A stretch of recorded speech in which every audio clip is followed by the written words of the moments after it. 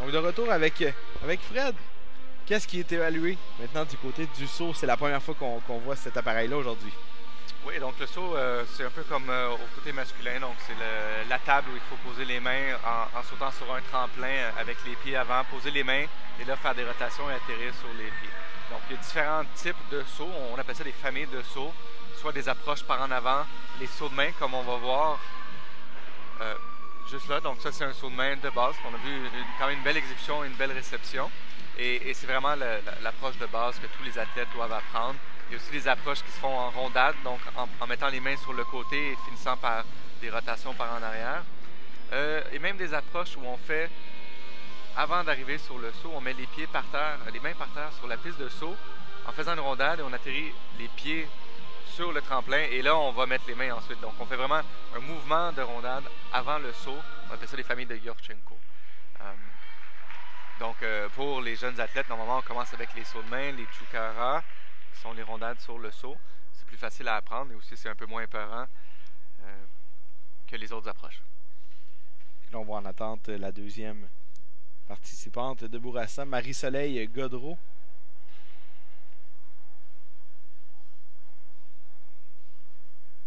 Alors qu'on voit la concentration, ça vous permet de voir aussi un petit peu le site. On voit que les gradins sont moins pleins, comme on l'expliquait plus tôt. On va voir la course. Ce qui est important, c'est de prendre beaucoup de vitesse. Et là, on voit qu'il y a eu un petit moment d'hésitation. Les mains sur le saut, les bras ont plié. Il manquait un peu de vitesse. On n'a pas eu un rebond, donc on a eu un peu d'absorption. Ça, c'est l'athlète qui a manqué un peu de puissance au niveau des épaules pour vraiment rebondir sur la table de saut, comme on ferait avec nos pieds quand on veut sauter par terre pour sauter mettre le panier dans le basketball, par exemple. Donc là, elle s'élance pour son deuxième saut. Donc la particularité, c'est qu'on a 2 essais pour faire le saut. On va exécuter la même chose. Sur la scène internationale, on doit exécuter 2 familles de sauts différentes, donc 2 approches. Il faut pratiquer plus qu'une approche. Donc si on en exécute un au premier, il faut exécuter une autre au deuxième saut tout de suite après. Et pour des athlètes de cet âge-là, on voit une gymnaste quand même de petits gabarits. Est-ce que c'est difficile d'arriver sur le tremplin, d'aller chercher de l'amplitude, d'aller rebondir sur le tremplin? Malheureusement, oui. Donc, il y a de la course qui est moins rapide, bien sûr. Le tremplin, il y a des ressorts. Plus on est lourd, plus on va être capable d'écraser les ressorts pour avoir un rebond de la même amplitude en retour. Donc, des fois, ce qui va arriver dans certaines compétitions, on va faire des adaptations. On va mettre plus un mini trampoline pour faire le saut ou des tremplins avec des ressorts plus mous. Donc, ce que les juges vont regarder, c'est la position lors de l'attaque au cheval. Est-ce qu'on a plié les bras? Est-ce que les jambes étaient en bonne position? La hauteur, la longueur du saut, ainsi que la réception. Bien sûr, ça va être couplé avec la difficulté qu'on va avoir mis. Donc là, on parle de sauts de main qui sont les éléments de base du cheval sautoir. Comme on vient de voir sur la reprise, on a vu les bras qui ont plié au niveau des coudes lors de l'arrivée sur la table. Si c'est les bras qui absorbent, c'est pas ça perd la puissance du cheval sautoir qui vous fait rebondir. Voilà, l'athlète prépare son numéro. Dans le fond, elle dit au juge quel saut elle va faire, la difficulté. Alors qu'on revoit le tableau des participants, donc toute la région de Bourassa. On est maintenant rendu à Ève Roy, 3e participante de ce bloc. Le saut.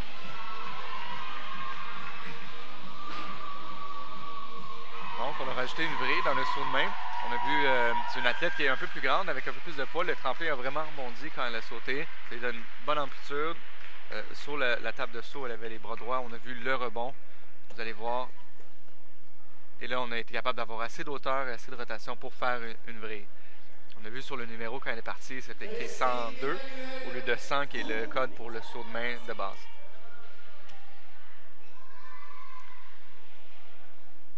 On va voir Ève Roy qui va s'installer pour son deuxième saut. On va exécuter le même saut. On a vu une pratique de la rotation. Normalement, quand on est dans les airs, toute la première partie du saut est exactement la même. Donc, on attaque le cheval avec force, on pose dans les épaules et ensuite, c'est une question de faire la rotation en pensant le poids vers un côté, ce qui va nous faire vriller dans les airs. Donc, normalement, le début du saut devrait être exactement le même, peu importe ce qu'on fait par la suite. Et au niveau de la vrille, qu'est-ce qui est plus important? C'est la rotation au port des épaules ou... En fait, ce qu'il faut, c'est faire regardez le saut. malheureusement, on a eu une petite hésitation sur le tremplin. On a réussi à compléter, par contre, c'était avec une moins bonne exécution que le premier saut qui était très bien fait. Donc, ce qu'on veut, c'est pour faire la vraie, il faut faire une inclinaison du corps. Je pense qu'on a attaqué trop vite le cheval sautoir, puis on a été surpris par... et puis là, bon, les bras ont flanché. Donc, aussitôt qu'on fait une inclinaison du corps dans les airs lors d'une rotation avant ou arrière, l'inclinaison va faire des vrilles. Donc, il y en a qui, peut-être au saut acrobatique en ski, on peut voir très clairement parce qu'il y a beaucoup de temps dans les airs. Dans le fond, c'est une question de lever et baisser les bras. Donc, quand on va baisser un des bras ou on va lever, ça va faire pencher le corps d'un côté et là qu'on fait la vrille. Quand on veut arrêter, on relève les deux bras. Donc ça entraîne le mouvement de bras va entraîner la vrille. C'est ça. L'inclinaison. Donc prochaine participante, Adriana Edouazine. C'est de la région de Bourassa qui est en attente. On va faire un saut de main. On voit en arrière des jeunes qui viennent encourager avec la chaudière. Ouais, Chaudière-Appalaches, facile à reconnaître, comme toujours. C'est le meilleur moyen pour faire du bruit. Je me ramène au jeu d'été de Longueuil l'été dernier. Chaudière-Appalaches qui s'était rendu en finale en baseball. Et je peux vous dire, une estrade remplie de chaudières comme on vient de les voir. C'est très, très bruyant. On risque d'en voir cette semaine à Drummondville. Belle exécution. Je pense qu'il y avait une belle hauteur, une bonne force sur le tremplin.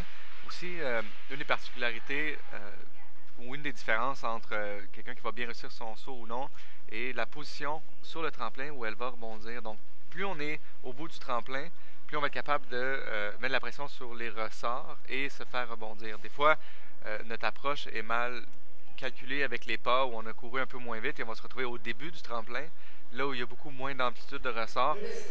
Et là, on perd toute notre vitesse qu'on a. Donc, ça arrive souvent. Moi, ça m'est arrivé des tonnes de fois lors de ma carrière de ne pas rebondir sur la bonne partie du tremplin et de tout simplement manquer le saut. Et si je me rappelle bien ce que tu me disais, le saut était ta discipline où tu étais plus à l'aise. Oui. Plus à l'aise. Donc malgré ça, ça arrive même au meilleur. Les sauts ne sont pas toujours... Là, certainement. Donc on voit Adriana Edouazine qui est prête pour son deuxième saut. Attend le signal des juges.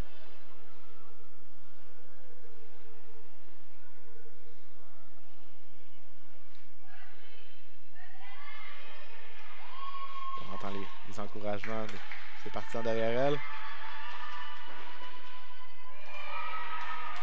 C'est très bon, il y avait une très bonne hauteur. On a atterri un peu trop penché par en avant. Il aurait fallu contrôler aussi la rotation. Donc des fois, on peut être surpris nous-mêmes par la force de notre saut.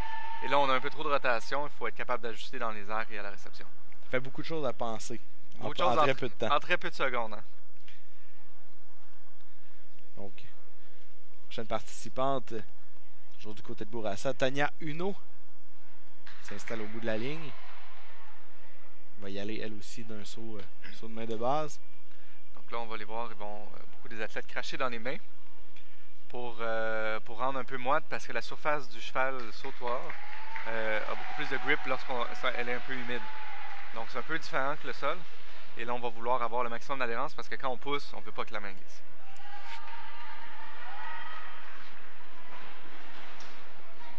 On manquait un peu de vitesse de course. Hein. On a un peu d'hésitation. On voit qu'on n'arrive pas au maximum de vitesse.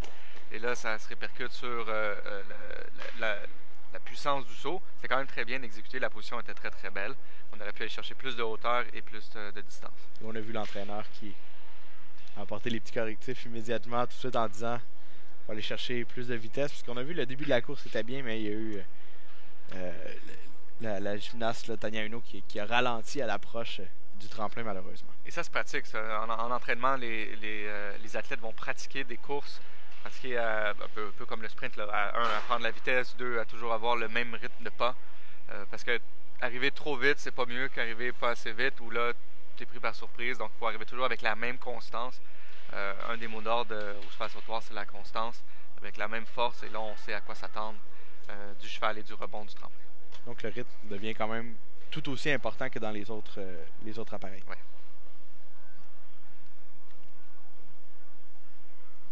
Donc, on voit un peu le stress. Ouais, surtout quand le premier saut n'a pas nécessairement été au goût de l'athlète, ben, le deuxième saut devient doublement important. Il n'y a plus de chance après. Donc, Un élément de stress supplémentaire qui s'ajoute.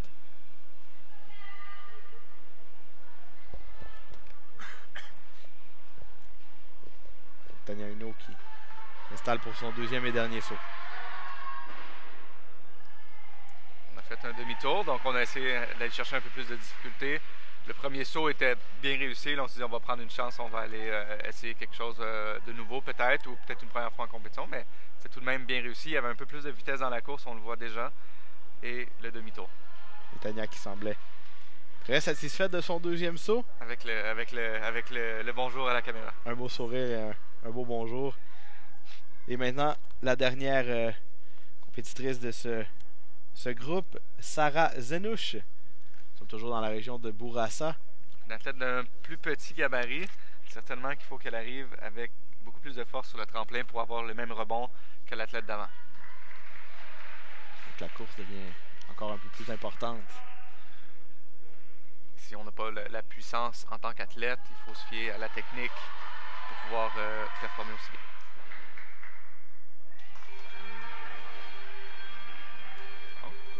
Tout de même bien réussi, mais on voit qu'il y a un peu moins d'élan sur le rebond du tremplin.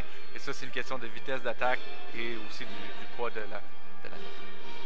On n'a pas les informations de Sarah ici avec nous, mais on peut supposer que c'est une gymnaste un petit peu plus jeune aussi, donc peut-être moins d'expérience et moins de gabarit. On le disait, ça fait une grosse différence au saut, mais beaucoup de temps devant elle pour pouvoir continuer de se développer. C'est une très belle expérience pour tous les jeunes qui sont ici. On le disait depuis le début de notre reportage. Peu importe le résultat. Voilà, Sarah qui est une athlète quand même assez jeune, ça se voit très bien. Donc, une belle première expérience probablement aux Jeux du Québec. Il y a beaucoup de leçons à tirer, de conseils et de trucs à ramener ici. Et on voit dans le profil les athlètes, souvent leur objectif pour la compétition, c'est pas nécessairement de gagner, mais de réussir leur routine sans chute. Donc, il y a une barrière psychologique à réussir les routines sans chute en compétition. On peut l'avoir fait en entraînement plein de fois, mais c'est en compétition qu'il faut réussir. Alors, il y a de la pratique à compétitionner. Le deuxième saut. Sarah Zenouch réussi un petit peu à l'atterrissage, mais le saut en lui-même a réussi de belle façon. Comparé à l'autre d'avant, il y avait beaucoup plus de vitesse dans la course et on est arrivé dans la bonne portion du tremplin où il y avait le plus de rebonds. Donc, on a eu un rebond beaucoup plus optimal. Et on voit que le travail des entraîneurs est toujours très important dans la motivation et dans la réaction que l'athlète va avoir suite à ses performances. On a vu les deux entraîneurs de Bourassa venir rapidement retrouver Sarah Zenouch après son saut. Et c'est ce qui termine ce troisième bloc de compétition pour nous. Donc on va faire une courte pause et au retour on vous revient au sol avec des athlètes de Chaudière-Appalaches pour la quatrième rotation de ce bloc.